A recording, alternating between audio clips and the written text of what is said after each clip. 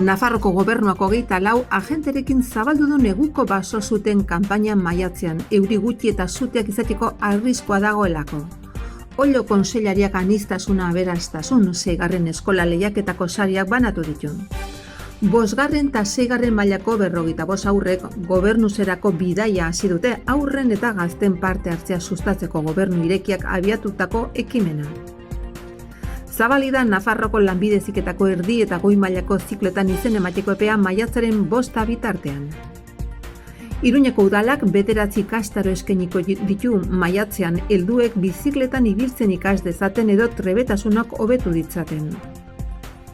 Hirigintza gerentzia Belosoko PAU baten behin betiko onarpena aztertzen ari da asteazkenean seminarioaren ondoan biribilgune bat eta inguruko lursail batean etxe bizitzak eraikitzeko.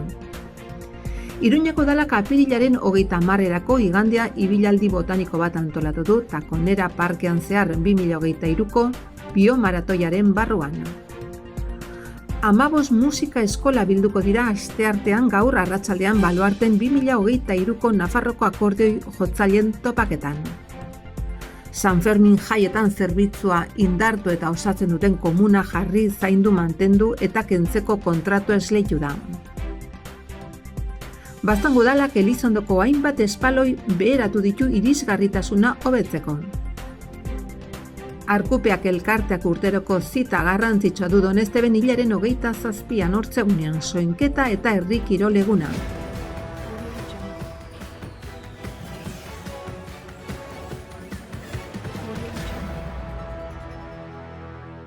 Nafarroko gobernuak barneko zuzendaritza nagusiaren bidez neguko baso zuten kanpaina maiatzera luzatzea erabaki du. Hasiera batean apirilaren 30ean amaitzea aurreikusita zegoen, urtarrilaren 5ean hasitako kanpaina. Udakoa bezala baso kanpainek suhiltzaile parkeak eta sutetan mobilizatzen diren brigada helitransportatuak indartzeko balio dute. Izan ere, Estatuko Meteorologia Agentziaren AEMETek Nafarroko ordezkaritzak epe labur eta ertainera egindako iragarpen meteorologikoen azterketa xehatu egin du. Aurrikuspenen arabera euri gutxi egingo du eta ondorioz sute arriskoa areagotuko da. Nafarroko gobernuko 24 profesional kontratatzea erabaki du maiatzean 12 gidari eta 12 suhiltzaile peoi laguntzaile. Beraz, neguko kanpaina udako kanpainaren hasierarekin gain jarriko da ia. Maiatzaren 30ean hasiko baita. Udako kanpainak suteak itzaltzeko 150 profesional errefortzu izan ohi ditu, baina aurten langile gehiago izatea aurreikusten da. Neguko zuten kanpaina gainera sua itzaltzeko ekipoak indartu ditu airetik, izan ere lehen aldiz 3. helikoptero bat ere sartu da baso zuten aurkako kanpainan. Gaur egun Nafarroak larrialdietarako 2 helikoptero ditu urte osoan, eta 3. bat baso zuteak itzaltzeko bai udako bai neguko baso kanpainan. Euri eskasearen eta zute arriskoaren aintzinean Nafarroko gobernuak erantzunkizun kolektiborako deia egin du baso zuten hedapena saihesteko. Ana Ollo, Nafarroko gobernuko herritarrekiko harremanetarako kontseilariak Martin Zabaltza Bakea elkarbizitza eta giza eskubideen zuzendari nagusiarekin batera aniztasuna aberastasun 6. eskola lehiaketaren sariak banatu ditu Baluarteko ganbera aretoan ospatutako ekitaldian. Aurkezpenean kontseilariak nabarmendu nahi izan du ikastetxek urtez urte deialdiri erantzuten dioten konpromisoa, inplikazioa eta ilusioa. Loturak sortzea desberdintasunean antzekotasunak bilatzea da. Beste personarengan arakatzea, begirada lantzea, zubiak eraikitzea. Hori guztia oso ondo islatu duzue marrazkien, argazkien, testuen eta bideoen bidez. Zorionak denoi zorionak egindako lanagatik adierazi du kontseilariak. Lazos loturak izenburupean 70 lan aurkeztu dira eta 1415 ikasle baino gehiagok hartu dute parte. Horien artean 10 hautatu ditu epaimahaiak.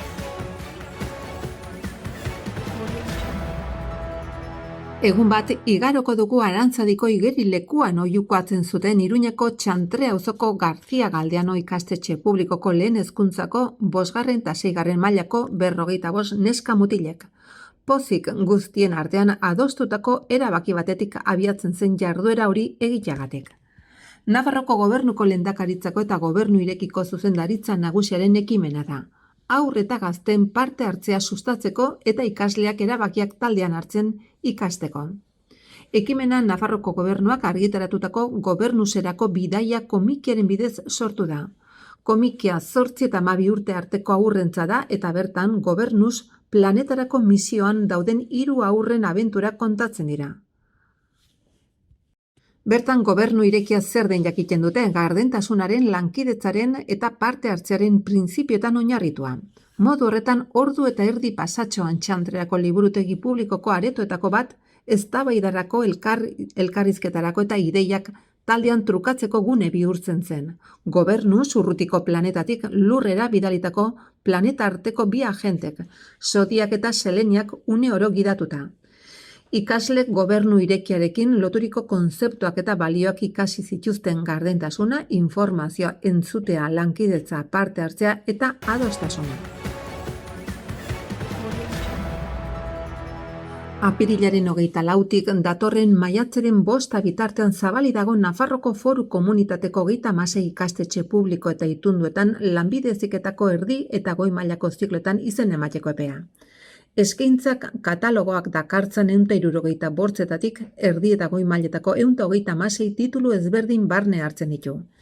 Existitzen diren 26 famili profesionaletako 24etan barne hartutako tituluak. Eskaintza ezagutzera ematearren sustapen kanpaina bat gauzatzen da zure etorkizuna urras batean zatoz lanbide heziketara lelopean. Zeinekin hezkuntza departamentuak lanbide heziketako ikastetxe sarea herritarrengana hurbiltzea duen helburu. Zeren hoien banaketa geografikoak beharrezko lurralde koexioa bultzatzen du. Eskatzaile bakoitzak eskari bakar bat aurkeztu beharko du heziketa mailaren arabera, gehienez 6 aukera izanik. 2022-2024 ikasturterako erdi eta goi mailetako eskaintzak 10 profil berri ezberdin barne hartzen ditu, horietako 6 goi mailakoak dira, 4 espezializazio ikastaro osagarri barne. Ikaskuntza hoien baitan, genero berdintasuna, osasun dokumentazioa, sormen eta 3 dimensio animazio edo soinu industriak topa ditzakegu, robotika, dronak edo auditoretza energetikoa lanola, okintza eta artisago opila barne. Iruñeko udaleko mugikortasun zerbitzuak bizi eskola programaren edizio berri bat antolatuko du maiatzean helduendako debaldezko ikastaroekin. Programak 9 talde biltzen ditu 3 mailatan banatuta, hastapenekoa, trebakuntzakoa eta zirkulaziokoa. Ikastaro bakoitzak 4 saio izanen ditu astelen eta asteartetan eta izen ematea 010 edo 948-420 telefonoetan egiten alda apirilaren 28tik maiatzaren 2 arte. Lehen 2 mailetako 4 saioak ordu eta erdikoak dira eta astelenetan eta asteartetan eginen dira. Prestakuntzako 6 orduak osatu arte. Goizeko eta arratsaldeko ordutegia dago eta taldeak 9 lagunekoak izanen dira gehienez. Talde bakoitzean begirale batek zuzenduko du jarduera, lehen maila bizikletan ibiltzen ez dakitenendako da eta trafikoari itxitako gune batean eginen da. Maila hontan bizikletera igo eta jaisten erakusten da. Lerro zuzenean oreka mantentzen, balaztak kontrolatzen, segurtasunez gelditzen eta pedalei eragiten eta norabideari behar bezala eusten. Bizikleta inoren laguntzari gabe gidatu alizateko. Ikastaroa ingurumen hezkuntzako museoan egiten da San Pedroko monasterio zarrean, Arrotxape auzoan, museoak baditu bizikletak parte hartzaileen dako. Bigarren maila dagoeneko bizikletan ibiltzen jakin baina kontrol handiago nahi dutenendako da eta trafikoari itxitako zirkuitu batean egiten da. Ingurumen hezkuntzako museotik abiatzen da zirkuitua, baina hortik gertu dagoen Arga ibaiaren parkeko gune zabalagoetan ikasten da. 3. maila hirian bizikletan ibiltzen direnendako da eta zirkulazioari irekitako kale lasaietan egiten da. Maila hontan talde bakarra eskaintzen da asteartetan 5 eta 7 14 lagunendakoa da eta 2 begiralek ematen dute. Programari buruzko informazio gehiago nahi izanez gero mugikortasun zerbitzura deitzen alda 948-420 974 telefonora.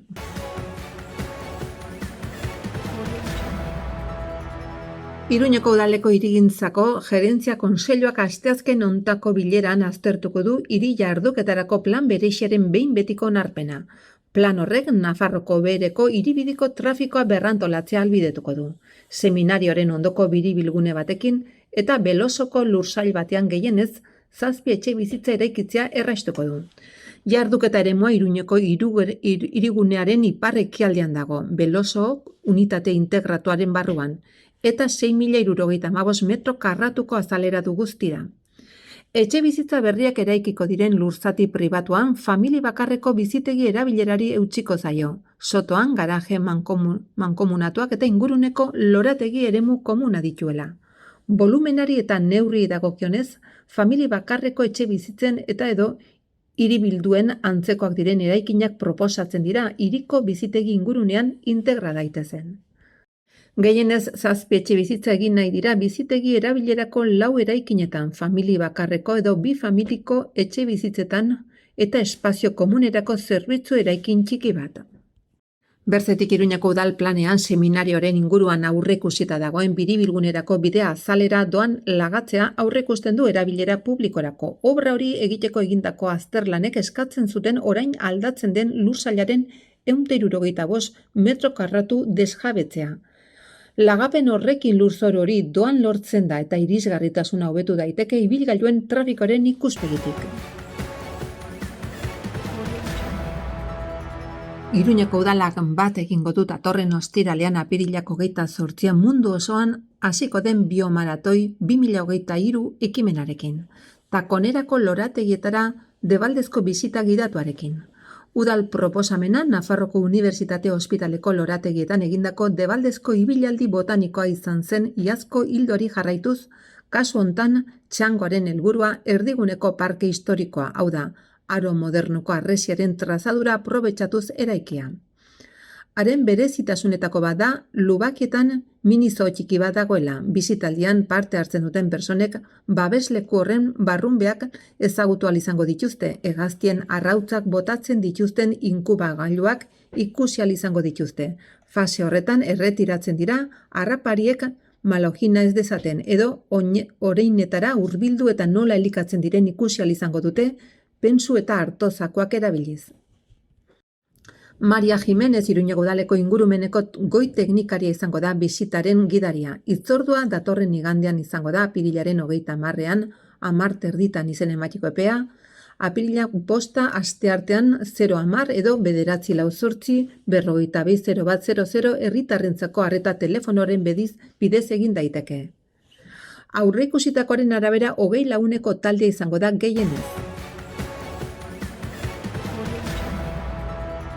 Nafarroko akordioi jotzaileen topaketa egingo da gaur Baluarte Biltzar Jauregien eta auditorioan, Iruñeko Joakin Maia Musika Eskolak antolatua.